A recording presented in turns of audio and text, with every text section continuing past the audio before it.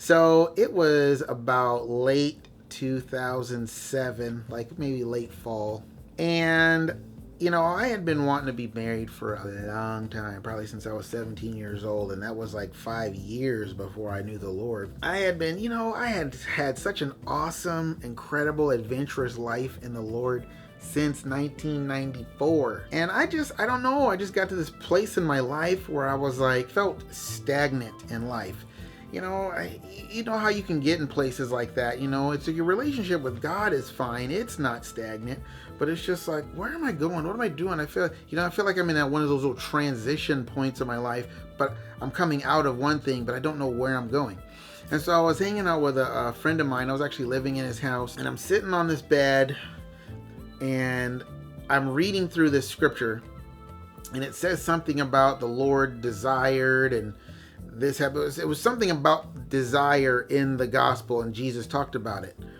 And in my heart, I just kind of rolled my eyes like, yeah, whatever, God. In a sense, like, God doesn't want to give you the desires of your heart. That's a bunch of malarkey. But then the Lord said to me, he was like, whoa, whoa, whoa, whoa, whoa, hold on. He picked up on that. You think you can just not say something out loud and just think it and feel it, and God doesn't know. He knows. Obviously, he knows. And so he backed me up. At first I didn't want to acknowledge that it was the Lord. I was like, no, I'm just going to do my thing and keep reading the word, and I don't want you to talk to me about this, because I know all this is going to do is frustrate me and disappoint me, and it's just going to lead to nothing, right? And the Lord was like, wait, let's talk about this. And so at the end of the conversation, basically God said, Devin, there is a measure of pursuit that you have to take in order to get the desires of your heart. And when this was one of those golden moments where I just knew that this was the Lord. There was no, is that really you, Lord, type of thing. It wasn't one of those.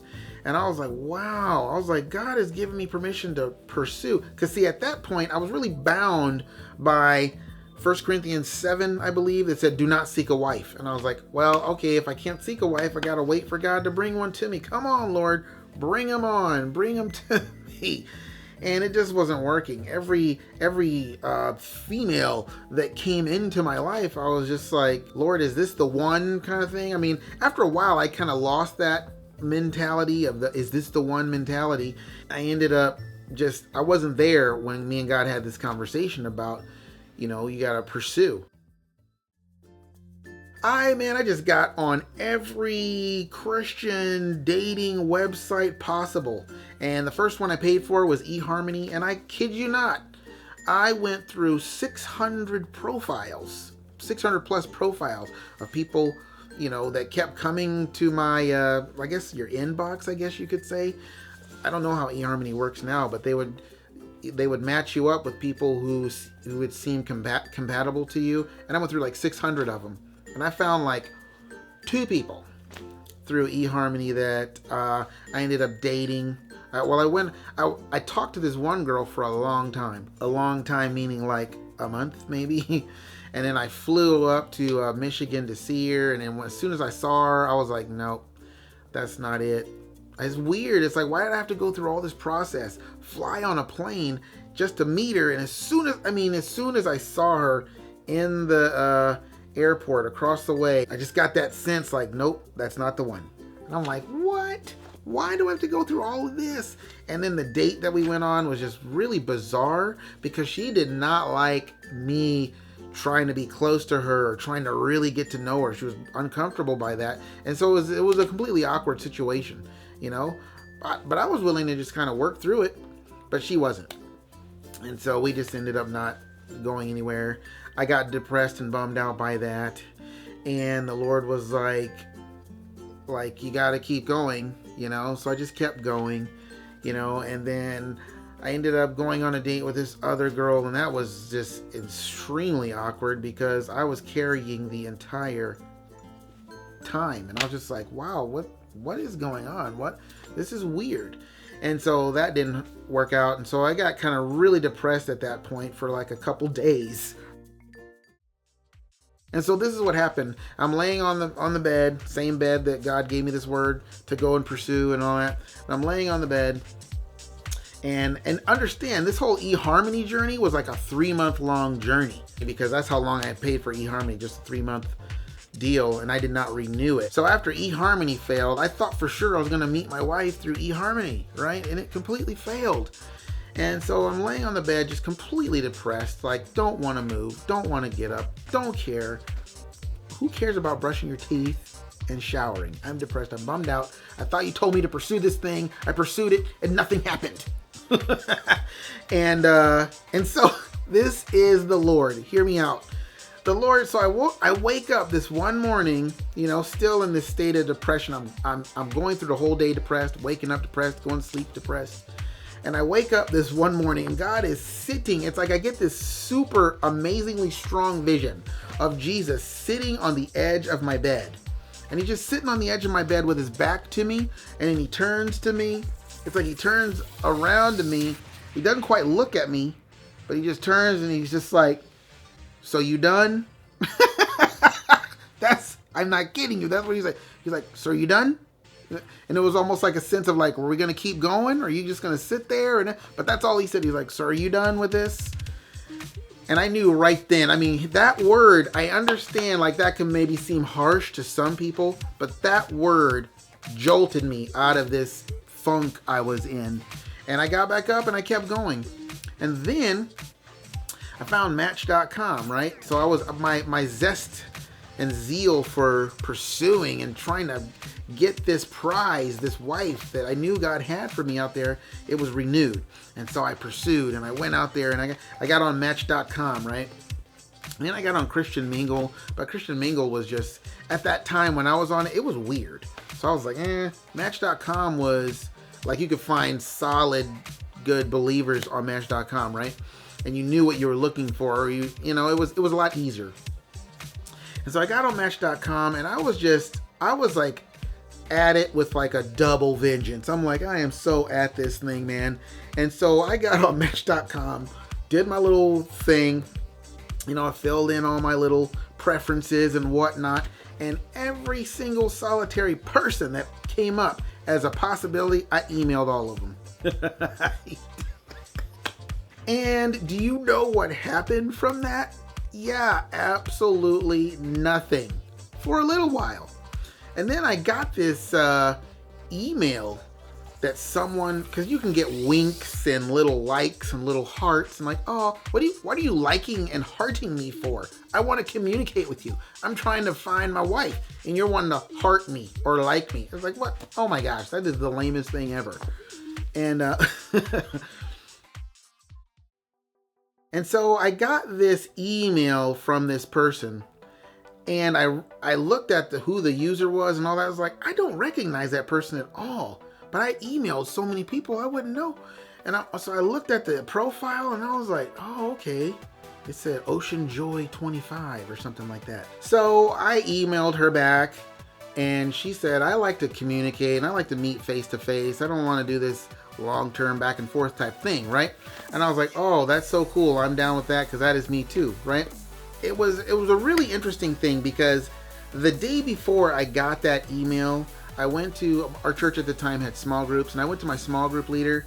His name is John. So it was not only God encouraging me to go after a wife, but my small group leader, John, he was also saying, yeah, man, you need to go after these things, not just your wife, but everything that God's put in you. You need to go after it. You can't just sit on it and wait for God to do something.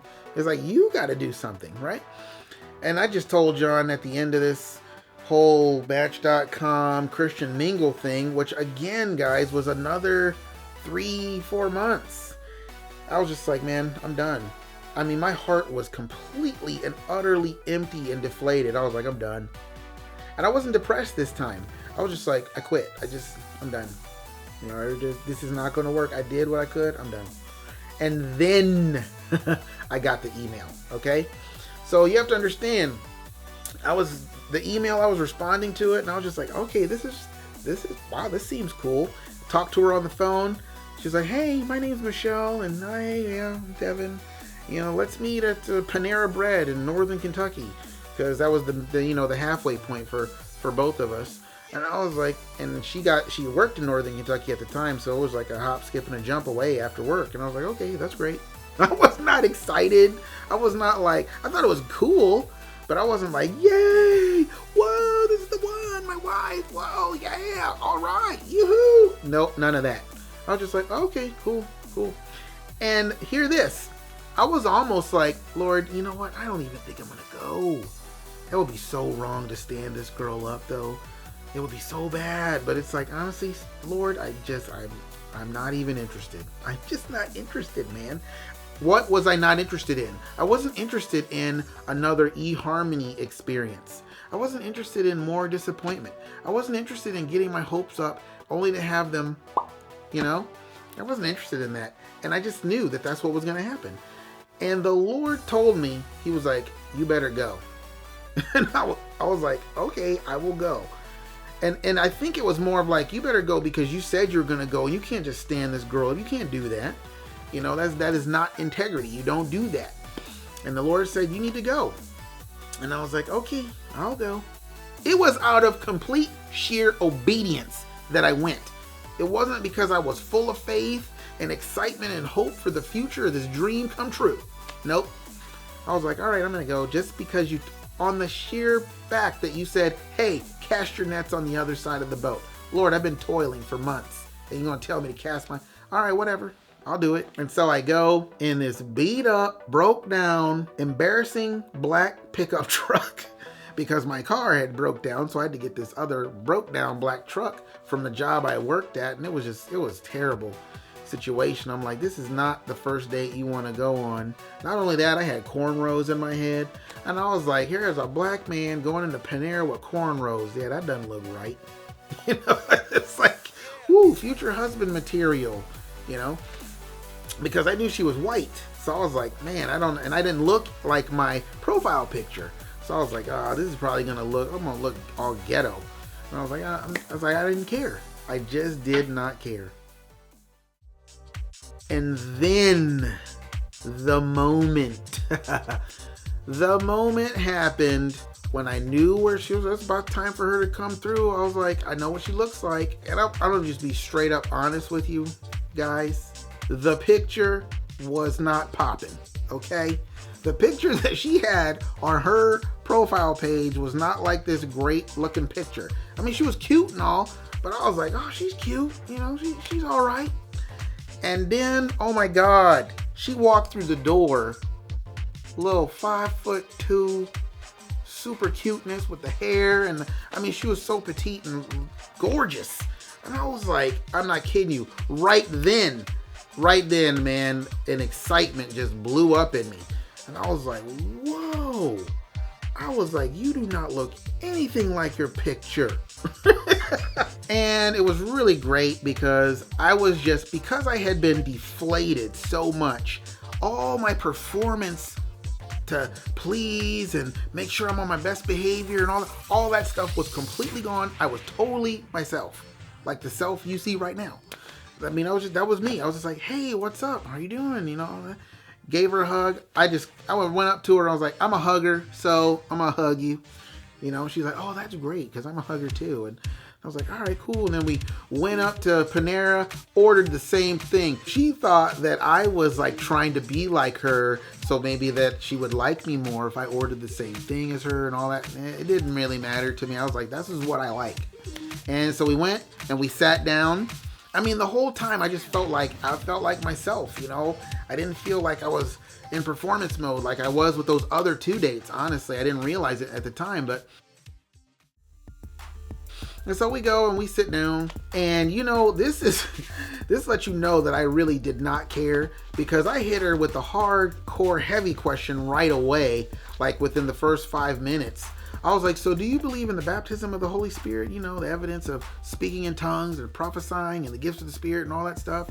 And she gave me her answer, which basically meant, well, I don't disbelieve it, but it's not that I walk in it, because it's not something that I come from in my family or my church and all that. And right away, I was like, yep, see, right there, done.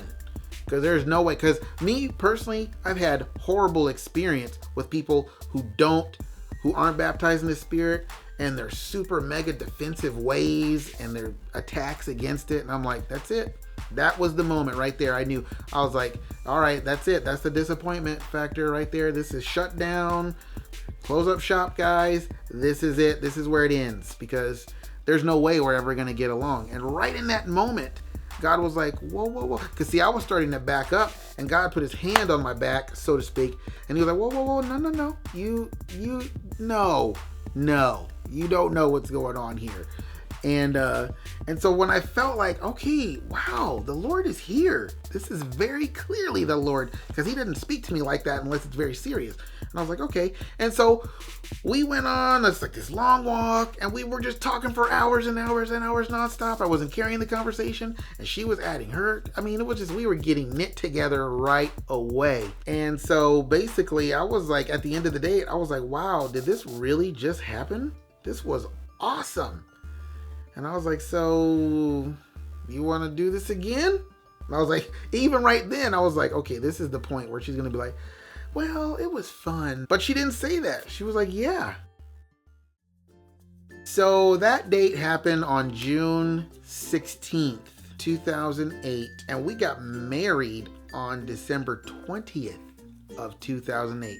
Why? Because we both wanted the same thing. We both knew why we were pursuing this Match.com, getting in the relationship thing, because we both wanted to be married, and it's like, but God had to knit it together, and it wasn't just going to be like, ooh, you want to get married? I want to get married. Ooh, let's get married. And now we weren't trying to do that. So we were vastly different in almost every regard.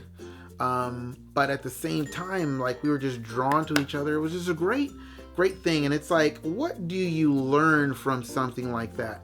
You learn that, yes, you can wait a long time for the promise of God to be fulfilled in your life. But when it is time for the promise of God to blossom, in your life, man, and God's ready to move, boom, he's going to move, and it's going to start happening. I hope that was a blessing to you guys. It's one of the best, most awesome moments of my life, and how I've seen God move and make me work and kind of go after what I wanted and achieve it. Yeah, I hope you guys were blessed by that. I will see you guys again for my story.